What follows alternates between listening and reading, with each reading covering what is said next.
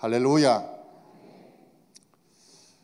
우리는 성경을 보면서 다윗을 기억하지만 이새를 특별히 관찰하는 사람들은 참 드뭅니다.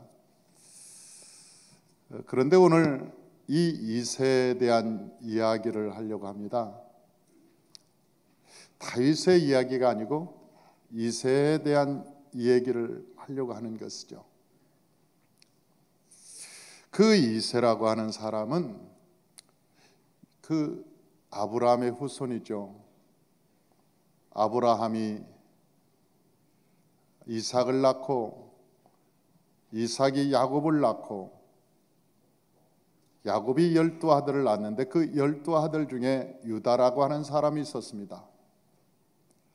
그 유다가 아들 람을 낳고 그 람이 아미나답을 낳고 그 아미나답이 나손을 낳고 나손이 살몬을 낳고 그 살몬이 보아스를 낳고 그리고 그 보아스가 오벳을 낳고 오벳이 이새를 낳았다. 성경에는 그렇게 기록되어 있습니다. 그러니까 아브라함, 이삭, 야곱, 유다, 그 다음에 헤스본, 람, 아미나답, 나손, 살몬, 보아스, 오벳, 이새, 그렇게 역사가 이어져 내려오는 것이죠. 그런데 그 보아스라고 하는 사람이 굉장한 영적인 사람이었습니다. 그 보아스라고 하는 사람이 오벳을 낳았고 그 오벳이 바로 이새라고 하는 사람을 낳았습니다. 그 보아스의 아버지 살몬도 라합의 남편이었는데 유다 지파 중에서도 굉장한 사람이었죠. 그러니까 이 계보 속에서 내려오는 그 사람들 중에는 다 대단한 사람들이었습니다. 그런데 그 이새가 다윗이라고 하는 사람을 전쟁터에 보냅니다. 그런데 그때 전쟁터에 다윗의 아들 3명이 전쟁터에 나가 있었습니다. 첫째, 둘째, 셋째가 전쟁터에 나가 있었습니다. 그런데 이 성경을 보면 자세히 보면 왜 집에 있는 넷째, 다섯째, 여섯째, 일곱째가 있었을 텐데 왜 말째를 하나님이 보냈을까? 그 전쟁터의 위험한 곳에. 여러분, 전쟁터에 보내려면 이 사람이 그 다음 전쟁 나가지 못한 그 다음 차례를 보내든지 그 다다음 차례를 보내든지 그리고 좀 나이가 들고 그런 사람을 보내는 것이 아니고 이 다윗이라고 하는 막내를 보냅니다. 막내에게 짐을 지어서 보내는 것이죠. 이새의 교육 방법은 좀 특별했습니다. 왜냐하면 다윗이라고 하는 사람을 들판에서 기르기 시작합니다. 나머지 그 형들은 자기 품 안에서 길렀는데도 불구하고 이 다윗은 들판에서 기르죠. 야곱은 요셉을 기를 때 그 요셉이 하늘나라의 꿈을 꾸었는데도 불구하고 자기 품에서 기릅니다. 그런데 하나님께서 요셉을 키우기 위해서 그 품에서 뺏어갔죠. 그리고 뺏어서 혹독하게 훈련을 시킵니다. 요셉을 보디발의 집에서, 감옥에서, 노예로 혹독하게 훈련을 시켜서 결국은 내굽의 국무총리가 되게 하는데, 하나님의 사람들, 하나님께서 선택한 사람들, 하나님의 부르신 사람들, 하나님께서 지도자로 키울 사람들은 그냥 온상에서 기르지 않는다는 사실을 우리는 성경에서 알고 있는 것이죠. 여러분, 저 모세도 그랬습니다. 모세도 지도자로 만들기 위해서 온상에서 기르지 않았습니다. 광야에서 40년 동안을 혹독하게 훈련을 시킵니다. 여러분, 저 모세만 그런 것이 아니라 여호수아도 마찬가지입니다. 여호수아는 모세를 따라다니면서 40년 동안을 혹독하게 훈련을 받으면서 지도자로 성장해 갑니다. 사울과 다윗의 차이가 있다면 사울 왕은 훈련받지 않고 성장하고 왕이 되어버렸습니다. 그런데 나중에 훈련받지 않는 저 사울 왕은 기름 부음을 받았음에도 불구하고 그가 결국 끝까지 끝내는 실패하는 것이죠. 여러분, 저 여호수아나 모세와 저 사사기에 나오는 사사 12명이 다른 이유가 있습니다. 모세와 여호수아는 철저히 훈련되어서 민족의 지도자가 되고 가나안 땅의 주인이 되지만은 그 사사들은 훈련받은 사람이 한 사람도 없습니다. 어쩌다가 때에 따라서 하나님께서 기름 부어 세우고 선지자로 세우고 사사로 세워서 하나님께서 쓰셨지만 그러나 그 열매, 그 끝에는 아무도 좋은 열매가 나타난 적이 없습니다. 만약 저와 여러분들이 지금 어려움을 겪고 있다면, 우리의 삶의 고통스러운 광야길을 지난다면 어쩌면 하나님이 여러분을 테스트하고 있는지도 모르겠습니다. 하나님께서 여러분을 세우기 위해서, 하나님께서 여러분을 하나님의 사람으로 만들기 위해서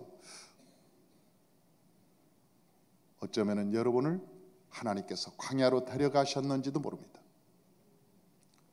저 요셉은 하나님께서 택한 사람이었습니다. 저 요셉은 하나님께서 키워서 국무총리를 만들 사람이었습니다. 그런데도 불구하고 야곱이 채색 옷을 입혀서 자기 품에 데리고 있으니까 하나님께서 결국 뺏어가죠. 그리고 하나님께서 훈련의 장소로 이끌어가는 것을 우리가 볼 수 있습니다. 만약 다윗이 그 집안에서 형들과 함께 살았다면 어떻게 자랐을까?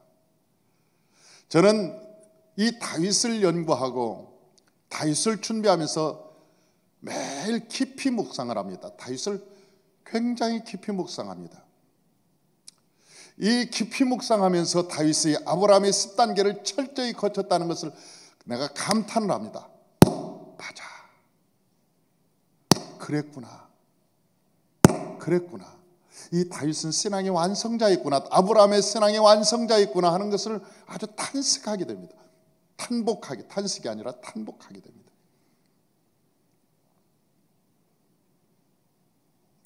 야, 다윗의 삶. 이새는 다윗이 어떤 사람인가를 알았을 것입니다. 많은 설교를 들어보면 다윗은 그 중에 집안에서 못난 놈이라 저 아버지 어깨로도 인정도 못 받고 그래서 들판에서 양이나 치는 사람, 사무엘에 왔을 때 다윗은 거기 형제 중에서 제외된 사람, 그렇게 얘기를 하지만 제가 생각하는 현재에서 그 다윗은 여러분 저 이새가 따로 키운 사람이에요. 만약 그 집안에서 형제들과 함께 자랐더라면 아마 다윗은 꿀밤 맞아서 키가 다 죽어버렸을 겁니다. 여러분 전쟁터에서 봤잖아요. 큰형 엘리압이 다윗이 갔을 때 너는 왜 왔냐 이놈아, 너 교만함을 내가 알아, 너 들판에서 어떤 일을 내가 알아, 그런데 이 전쟁터에서 네가 설치고 돌아다니는 거 보니까 이 교만한 놈. 사람 사랑하는 성도 여러분, 세상 사람이 보면 믿는 사람들이 어쩌면 교만하고 그의 꿈이 믿어지지 않을 수도 있습니다. 우리가 예수 안에서 꿈을 꾸고 비전을 갖고 여러분 세상을 살아갈 때 예수 믿지 않는 사람들은 허황된 생각이라고, 여러분 헛된 꿈이라고 우리를 지적질할 수 있습니다. 만약 야곱이 그 형들과 함께 살았더라면 아마 그 지적질 때문에 너는 어떻게 생긴 게 그거냐, 어린 놈이 망상을 그렇게 해보냐, 그러면서 그 형제, 그 층층시하로 있는 그 형 7명이 아주 화장실 뒤로 데리고 가서 밤마다 두들고 때리고 꿀밤 주고 심부름 시키고, 아마 다윗은 기도할 시간도, 하나님께 찬양을 할 시간도, 기타를 할 시간도, 하나님의 말씀을 묵상할 시간도 없었을 거예요. 그러나 하나님은 이 이새는 알았던 거죠. 다윗이 어떠한 사람인가. 그래서 그 형들로부터 멀리 분리해 놓았습니다. 그래서 다윗은 그 들판에서 찬양을, 기타를 수금을 기가 막히게 쳤습니다. 그가 얼마나 영성이 깊이 있었던지 그가 수금을 탈 때 악령들이 떠나가고 그가 그 들판에서 여러분, 사자와 곰과 싸우는 법을 배우고 기술을 배워서 날 물맷돌을 가지고 그 사자를 잡는 법을 배웠습니다. 그 들판에서 그는 혹독하게 훈련되었습니다. 사람들이 보기에는 위험한 곳이요, 불뱀이 있는 곳이요, 그곳이 척박한 땅이었을 수 있지만 하나님께서는 일부러 그 다윗을 그곳에 여러분 보낸 이유는 그가 이 나라의 지도자로 만들기 위해서 훈련하는 재련소와 같았던 것입니다. 이새는 알았습니다. 여러분, 저도 성도님들을 볼 때 정말 내가 귀한 성도님들은 아껴놓는 겁니다. 저 성도를 어디다 쓸까? 그런데 편안한 곳, 아주 살기 좋은 땅, 아니 십자가를 칠 곳에 그 사람을 일을 시키려고 준비시키는 게 나도. 그 대신 기도를 많이 하죠. 아무도 그 십자가를 짊어지지 못할 곳에 그 일꾼을 보내기 위해서 키우고 양육하고 기도하고, 그래서 거기에 써먹으려고, 하나님의 일에 써먹으려고. 내 마음에 진짜 사랑이 가면 편안한 것보다는 하나님의 십자가를 짊어지는 곳에 써먹으려고 때로는 아껴두고.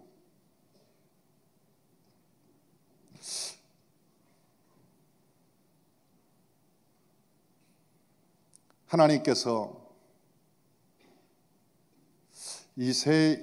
이새가 얼마나 신앙이 좋았던 건가는 그의 아버지나 할아버지를 보면 알 수가 있습니다. 그런데 그 하나가 더 중요한 얘기가, 이새가 다윗을 보낼 때 얼마나 지혜로웠는지 아십니까?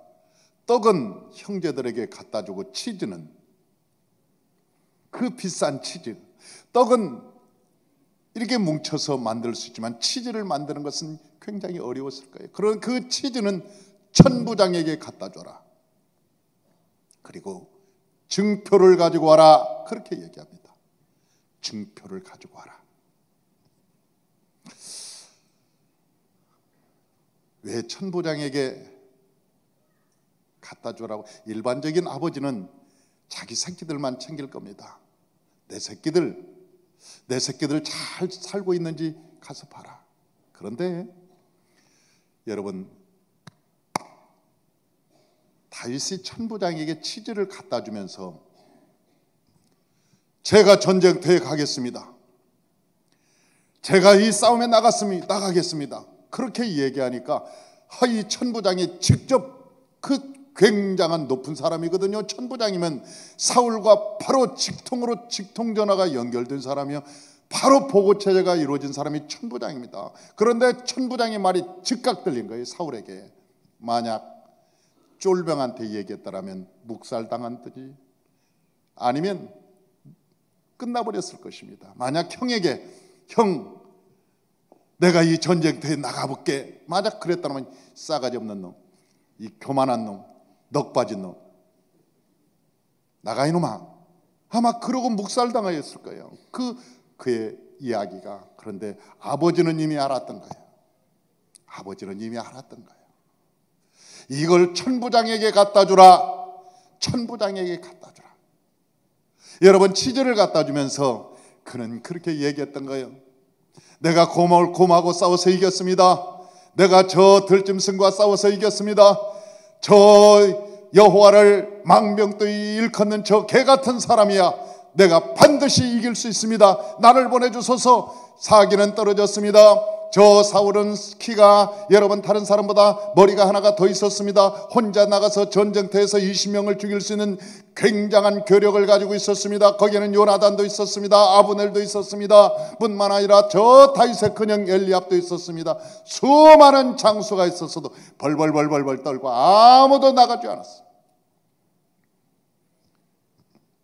40일 동안 이스라엘 백성들은 사기가 다 처하될 대로 다 처화되어 버리고 말았습니다.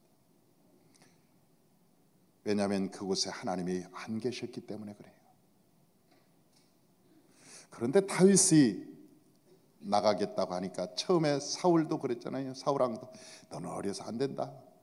다윗하고 이리 봐라. 골리앗하고 게임이 될 것인지 안 된다. 그러다가 다윗의 담대함을 보고 자기 갑옷을 벗어주는 거잖아요. 투구도 벗어주고 칼도 주고. 나중에 아버지에게 증표를 가지고 옵니다. 어떤 증표요? 골리앗의 목을 가지고 오죠.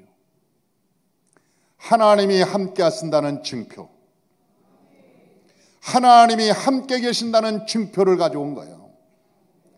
이 증표를 가지고 와라. 너는 올 때 증표를 가지고 와라. 안부를 살피고 증표를 가지고 와라. 형들의 안부를 살펴보고 그 다음에는 증표를 가지고 와라. 내게 올 때는 그냥 오지 말고 증표를 가지고 와라.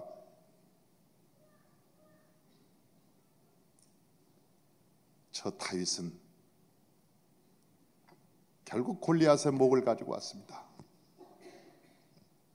그것이 증표였고, 그리고 다윗이 돌아올 때 그 증표가 또 하나 있었습니다. 온 이스라엘 여인들이 사울은 천천히요 다윗은 만만이라 하는 증표를 가지고 왔습니다. 온 백성들의 마음이 흔들리기 시작했습니다. 그 백성들의 마음이 사울왕에게서 다윗에게로 움직이는 증표였습니다. 이것은 그의 기도하는 아버지 이새는 알았습니다. 형들은 몰랐죠. 주변에 그 누구도 알 수 없었습니다. 그러나 기도하는 형은 알고 있었습니다.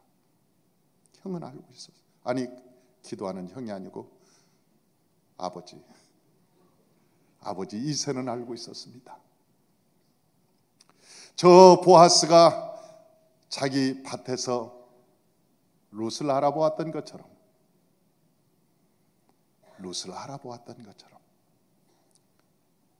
이새도 다윗을 알아보았습니다. 야곱도 요셉을 알아보았던 것처럼. 사랑하는 성도 여러분, 저와 여러분이 이새와 같은 부모가 되시길 바랍니다. 이새와 같은 부모는 그러면서 저 사무엘에게 하나님께서 말씀하시기를 이새의 아들들 중에 하나님께서 이새의 이름을 알고 계셨다는 거예요. 하나님께서는 이새를 알고 있었다는 거예요. 이새의 아들들 중에, 다윗이라고 말하지 않고 이새의 아들들 중에 한 사람이 왕이 나올 것이다. 그때 내가 너에게 알려주리라. 성령으로 알려주리라. 여러분, 저 세례 요한이 예수 그리스도를 만났을 때 하는 말이 나도 그를 알지 못하였으나 성령께서 세례를 베푸시라는 그이가 내게 말씀하여 이르기를 저가 세상 죄를 짊어지고 가는 어린 양이로다. 성령께서 알려주셨다는 거예요. 성령께서 자기도 알지 못했다. 육신적으로는 알 수가 없었던 거예요. 아무리 알려고 해도 육신적으로는 알 수가 없었던 거예요. 성령이 임하니. 여러분, 누가복음에 나오는 저 시몬도 마찬가지입니다. 그 위에 성령이 항상 함께 계셨고, 성령께서 말씀하시고 성령께서 지시하시고 성령께서 말씀하시기를 네가 메시아를 볼 것이라고 말씀하셨고, 그날 메시아가 성전에 계실 때 성전에 함께 들어가라고 하시니가 성령님이시다. 하나님이 함께 하셨다.